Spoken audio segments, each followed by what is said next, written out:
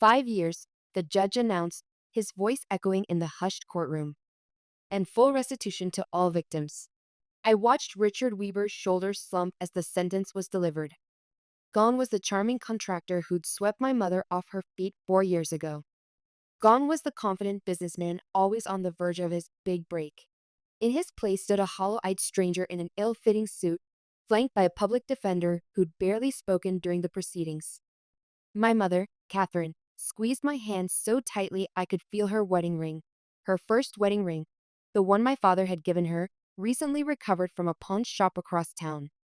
"It's over," she whispered, though whether to me or herself, I couldn't tell. But was it really over? The damage Richard had inflicted went beyond the financial exploitation that had landed him in prison. It was etched in the permanent crease between my mother's eyebrows, in the way she flinched whenever the phone rang unexpectedly, in the empty spaces on our walls where family photos had once hung. I am Emily Jameson, 32 years old, financial analyst, and this is the story of how my silver SUV became the first piece of evidence in a case that would eventually expose a serial predator of vulnerable women. The empty space. The driveway was empty.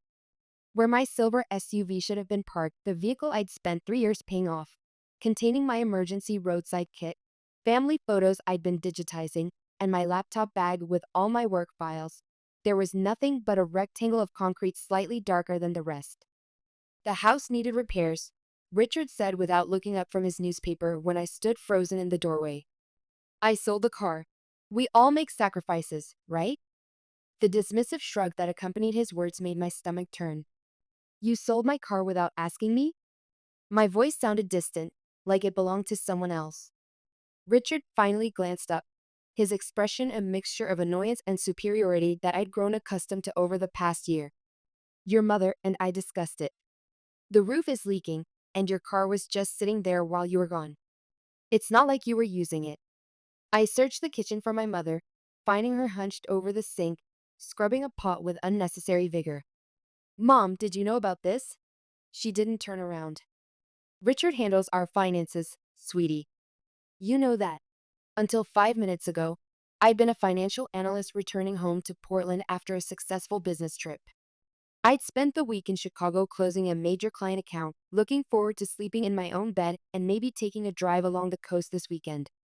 Now I stood in a house that no longer felt like home, caught in a moment of disbelief that would soon crystallize into something harder and colder. "Where are my things that were in the car?" I asked, trying to keep my voice steady. "Garage, I think." Richard waved vaguely toward the back of the house.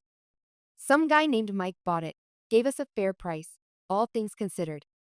That car had a lot of miles on it." I walked silently to the garage, where I found my belongings haphazardly dumped into a plastic storage bin. My laptop was missing. So was the external hard drive containing my backup files. Those electronic things fetched a decent price too. Richard called from the doorway as if reading my thoughts. Mike threw in an extra 300 for them. Should cover the plumber's bill. As I stared at him, something cold and clear crystallized in my chest. This wasn't just about the car. This was about power, Richard's need to assert it, and his fundamental belief that anything in this house, including my possessions, my privacy, and my autonomy, was ultimately his to dispose of. What he didn't know was how very, very wrong he was. Flashback. The meeting. My mother met Richard Weber 4 years ago when she was still working night shifts at Portland General. She was 58 then, a widow of 10 years who'd thrown herself into her nursing career after my father died.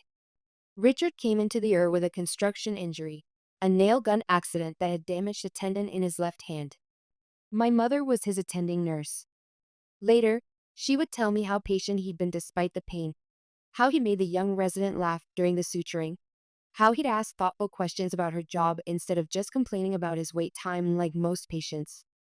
He asked for my number before discharge, my mother told me during our weekly video call, her cheeks flushed with an excitement I hadn't seen since before Dad died. Said he needed someone to check his dressing, but we both knew that wasn't the real reason. Their courtship was whirlwind, dinners, weekend trips to the coast, tickets to shows at the Keller Auditorium. Richard appeared generous, attentive, full of plans for the future, their future. When I flew home to meet him 3 months later, I found a man who could charm a room full of strangers, who knew exactly the right compliment to give at exactly the right moment, who claimed to see a special strength in my mother that others had overlooked. There were signs, of course. There always are in hindsight. The way he dominated conversations, steering them away from topics where he wasn't the expert. The vague answers about his previous marriages. The grandiose plans for business expansions that seemed just slightly beyond believable. The casual comment about how women of a certain age are too trusting with smooth-talking men, said with a wink, as if excluding himself from that very category. But I saw how my mother blossomed under his attention, how the grief-etched lines around her eyes softened, how she started wearing colors again instead of the muted grays and blues that had dominated her wardrobe since Dad died. Who was I to question her happiness? 6 months after they met, they married in a small ceremony in our backyard. I gave a toast wishing them happiness, genuinely hoping this charming, confident man would bring joy to my mother's life after years of loneliness. If I'd known then what I know now about the gambling addiction he hid behind business ventures, about the two previous wives he'd left financially ruined, about the calculated way he selected women with assets and low self-confidence, would I have spoken up? Some days, I'm not sure of the answer. The descent. The first signs of trouble appeared just months after their honeymoon. Richard's contracting business began struggling, with clients complaining about unfinished work and permit violations. He blamed the economy, unreasonable customers, jealous competitors, never himself. Then came the drinking, the gambling debts, the calls from collection agencies that my mother tried to hide from me during our weekly video chats. A year ago, I transferred to my firm's Portland office and moved into my mother's house temporarily when the bank threatened foreclosure. I intended to stay for a month while helping them restructure their finances. 1 month became 3, then 6, as I discovered the true extent of their troubles. It's just until Richard gets back on his feet, my mother would say, her eyes both hopeful and apologetic. I created budgets that Richard ignored. I paid bills he forgot about. I set up automatic transfers from my account to theirs to cover essential expenses. When I suggested Richard look for steady employment rather than chasing elusive contracting jobs, he bristled. I'm not punching a clock for some corporation at my age, he declared. I've got prospects lined up, big ones. The prospects never materialized, but his resentment of my financial contributions grew. He began making snide comments about handouts and temporary assistance, as if I were a government program rather than family. He questioned my spending habits while making unnecessary purchases himself. He borrowed my credit card for gas, then acted offended when I asked him to repay me. What Richard didn't know, what I had deliberately kept from him, was that 6 months ago, my mother had added me as a joint account holder on their main checking account. It was supposed to be a practical move, allowing me to handle bills more efficiently while Richard focused on rebuilding his business. Let's not mention this to Richard just yet, my mother had whispered as we left the bank. He's sensitive about money matters. He might see it as interference. I had agreed, not wanting to create tension in their marriage. Now, staring at the empty space where my car had been, I wondered if that had been a mistake. My father, James Jameson, had been a mathematics teacher who believed in the elegance of balanced equations. In math and in life, he would say, things must balance out. If they don't, you've made an error in your calculations or someone is cheating the system. Someone was definitely cheating the system, and it wasn't my mother or me. The investigation. The next morning, I woke early and checked my bank's mobile app. The deposit from Richard's sale of my car hadn't appeared yet. I got dressed for work, my movements mechanical as I tried to process the violation I'd experienced and determine my next steps. In the kitchen, my mother was already making coffee, her shoulders tense. I'm sorry about your car, honey, she said softly. Richard should have discussed it with you first. Yes, he should have. I accepted the mug she offered. Mom, this can't continue. I need my own transportation. I have a job, responsibilities. I know. We'll figure something out. Richard says once the roof is fixed, he can focus on that bathroom renovation job for the Millers. That should bring in enough for a down payment on a used car for you. The Millers. I'd heard about this supposedly lucrative job for months. yet it never seemed to progress beyond the planning stage. When is that happening? I asked. My mother's eyes slid away from mine. Soon. They're just finalizing some details. As I left for work, I noticed fresh tire tracks in the mud beside the driveway, as if someone had driven across our lawn. Our elderly neighbor, Mrs. Patterson, was watering her flowers and waved me over. I was going to call your mother, she said in a hushed voice. That man who bought your car came back last night. He and your stepfather were loading things into a truck. I thought you should know. A chill ran through me. What things? Mrs. Patterson shrugged. Couldn't see clearly in the dark. Boxes, some furniture, maybe. They were trying to be quiet about it. During my lunch break, I called the bank where my mother and I held our joint account. The balance was significantly lower than it should have been. There was a withdrawal yesterday, the representative informed me. $5,000 cash. The roof repair was supposed to cost $1,200. The car had sold for nearly $8,000, according to Richard. When I returned home that evening, the roofer's truck was nowhere to be seen. No repairs had been started. Richard's car was gone too, and my mother sat at the kitchen table, her eyes red from crying.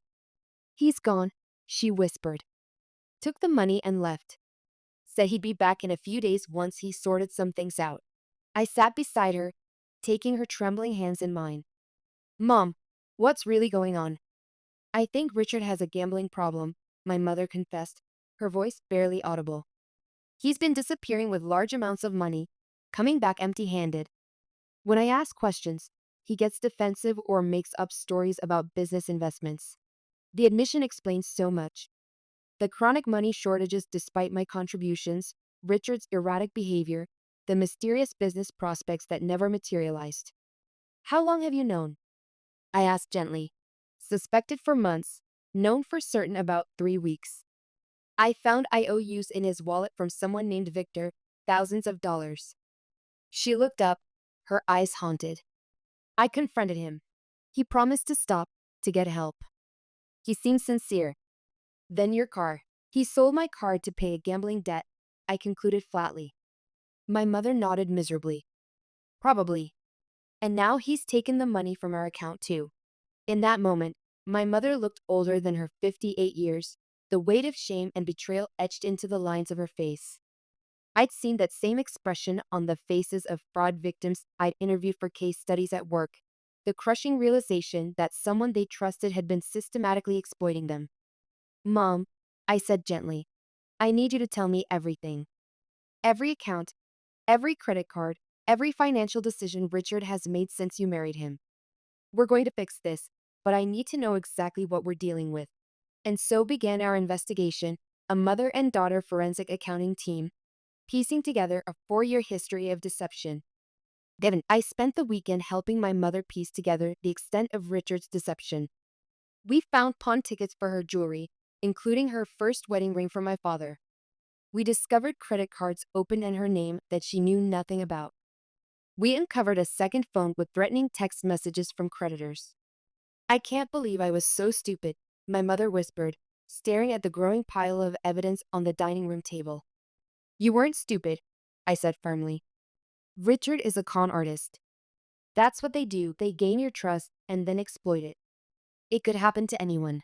He reminded me of your father at first, she said softly. Not physically, but in the way he listened. James always made me feel heard. Richard did too, in the beginning. My father had died of a sudden heart attack at 52, leaving my mother a widow at 48.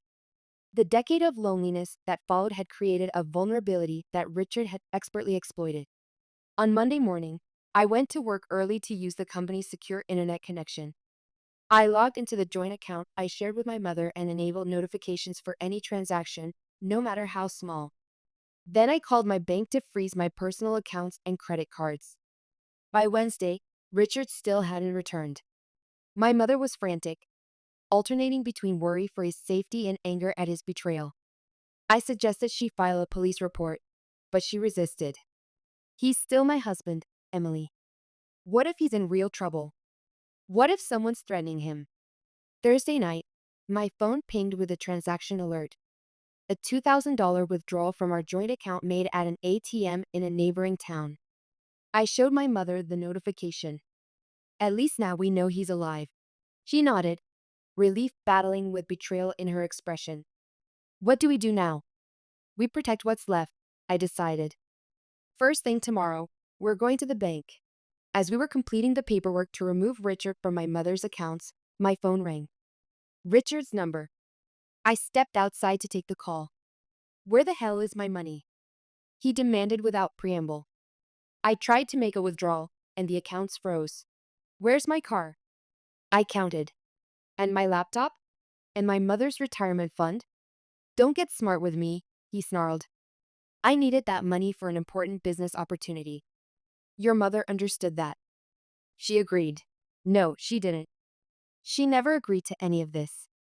Put her on the phone, he demanded. This is between me and my wife. She's busy right now closing your access to her accounts, actually. There was a moment of stunned silence before Richard's voice turned cajoling. Look, Emily, I know how this must seem, but I'm about to turn everything around. I've got a sure thing this time. Double or triple our investment. We just need to trust each other here. His practiced smoothness, the easy lies, I could finally hear them clearly, and I could see how they had worked on my mother for so long. Richard Weber wasn't just a man with a gambling problem. He was a predator who had systematically targeted and exploited my mother's vulnerability. Come home, Richard, I said, matching his reasonable tone. Let's talk this through like family. That's more like it, he replied, audibly relieved. I'll be there tonight. We'll sort everything out. As I ended the call, I felt a grim resolve solidify within me. Richard was coming home thinking he could talk his way out of this, manipulate us again. He thought he'd found another opportunity to exploit our trust. Instead, he was walking into a reckoning. I texted my cousin Brian, a police detective. Richard coming home tonight.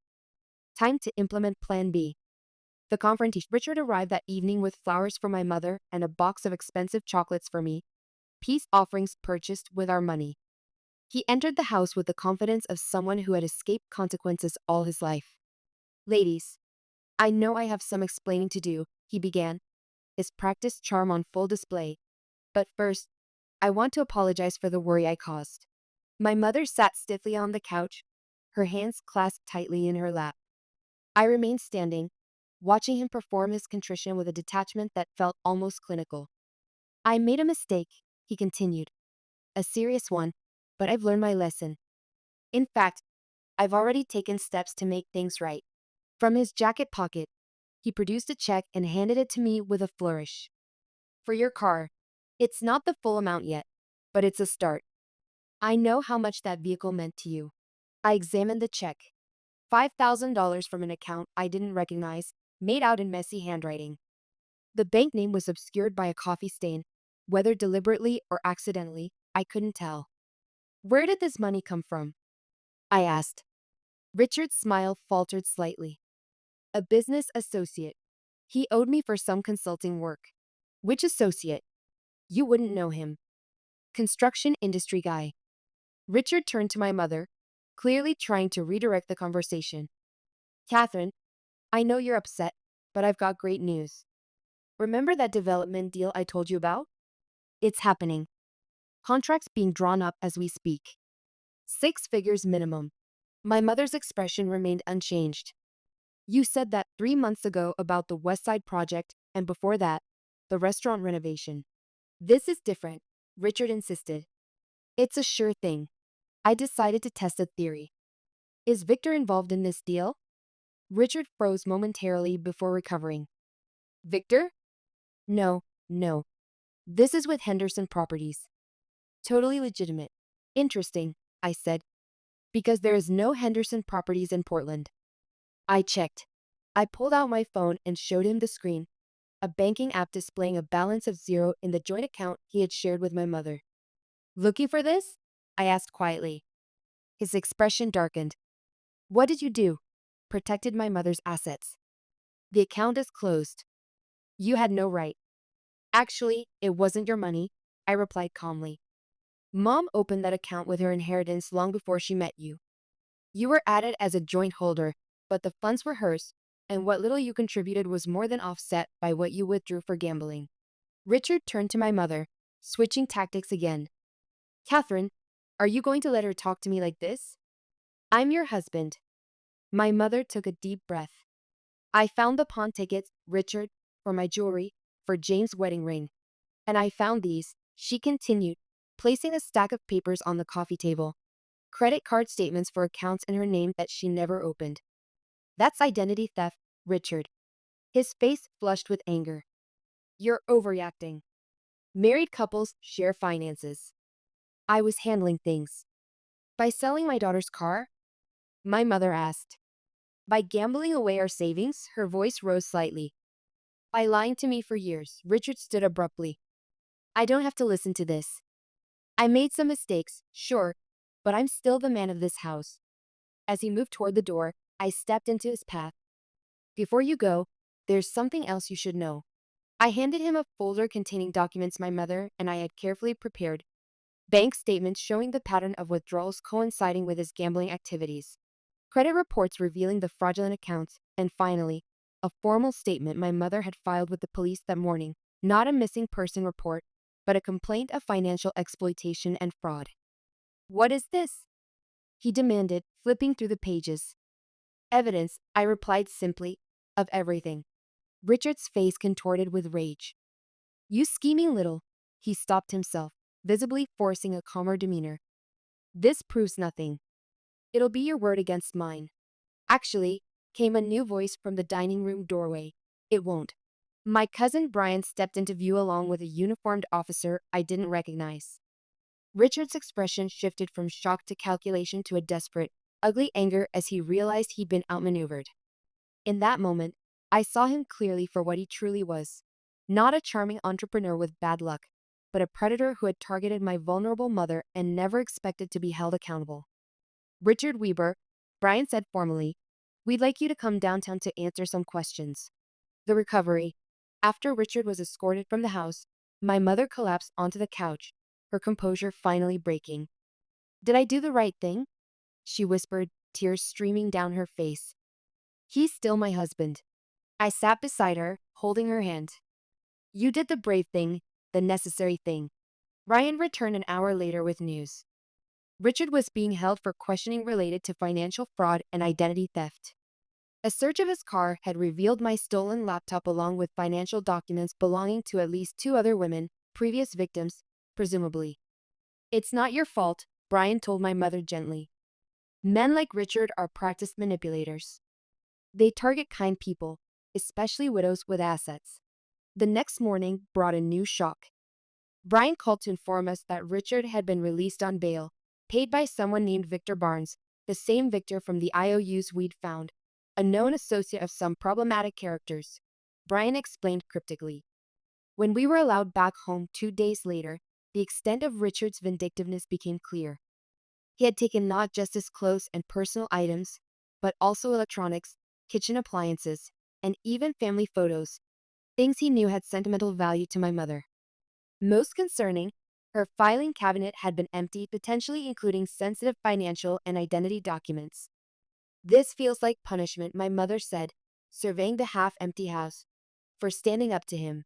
It is, I agreed, but it also means he's scared. He's lashing out because he knows we have evidence against him. That evidence, however, was now at risk. Many of our carefully gathered documents had been in the filing cabinet. Without them, the case against Richard would be significantly weakened. Then it hit me. Mom, remember that safety deposit box Dad insisted you keep? The one at First National? Her eyes widened. Yes. I haven't accessed it in years. The next morning, we were at the bank when it opened. The safety deposit box contained exactly what we needed. Original copies of my mother's financial documents from before her marriage, including statements from accounts Richard had drained, the property deed showing the house belonged solely to my mother, and most crucially, a thumb drive my father had apparently left behind. The drive contained a detailed accounting system, my father's meticulous financial records, which my mother had continued updating out of habit for years after his death. It showed every deposit, every withdrawal, and every transaction in accounts Richard had accessed. It was a complete financial history that would definitively prove which assets belonged to my mother before marriage and trace exactly how Richard had systematically exploited them. Dad was always organized, I said softly, scrolling through the files. He always said good records were the best protection. My mother squeezed my hand. He would be so proud of you, Emily. With the retrieved evidence securely copied and provided to Brian, we returned home to find Richard waiting in our driveway. He leaned against his car, a calculated casualness in his posture. Catherine, we need to talk, he called as we approached. Alone? My mother's steps faltered, but she didn't stop walking. Anything you have to say, you can say in front of Emily. His expression hardened.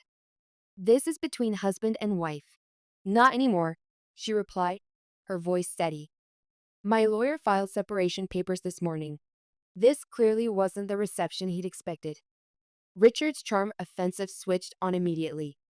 Look, I know things got out of hand, but we can work this out. That detective has it all wrong. I was just trying to protect our assets, manage things properly. By stealing my identity?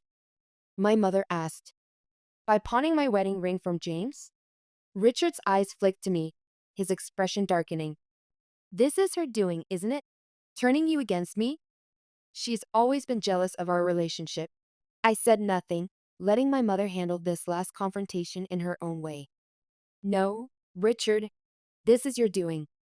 She withdrew a folded paper from her purse and held it out. This is a restraining order. You're not welcome here anymore. He ignored the document, his face flushing with anger. You can't do this. Half of everything is mine, by law. Actually, I interjected, that's not how it works when fraud is involved. Everything you took from accounts that existed before your marriage, that's theft. The credit cards you opened in mom's name, that's identity theft. The documented pattern of financial exploitation of a widow, that's elder abuse. My mother stepped forward, a strength in her posture I hadn't seen in years. Take the restraining order, Richard, and if you ever come near my daughter or me again, I'll personally make sure you spend the next decade in prison. Epilogue. Home again. In the weeks that followed, Richard's carefully constructed world collapsed completely. The district attorney charged him with multiple counts of fraud, identity theft, and financial exploitation. 3 other women, all widows around my mother's age, came forward with similar stories of exploitation, creating a pattern of predatory behavior that the prosecutor was eager to highlight. 6 months later, Richard accepted a plea deal, 5 years in prison, restitution to all victims, and a permanent record that would prevent him from ever targeting vulnerable women again. The night after his sentencing, my mother and I sat on her porch swing, watching the sunset with glasses of wine in hand.